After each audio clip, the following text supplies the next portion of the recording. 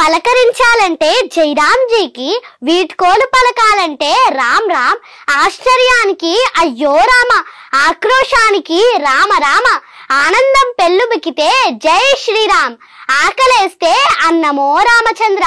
వ్రాయడం ప్రారంభించే ముందు శ్రీరామ నీవే కలవు, ఏ రక్ష లేకపోతే శ్రీరామ రక్ష. అందమైన వాళ్ళు రామ చక్కని వాళ్ళు.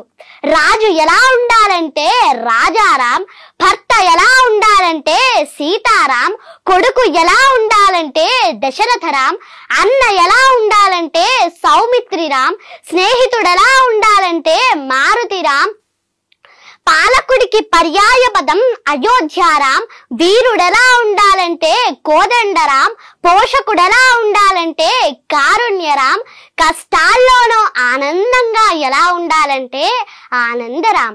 అవును, అంతా రామమయం.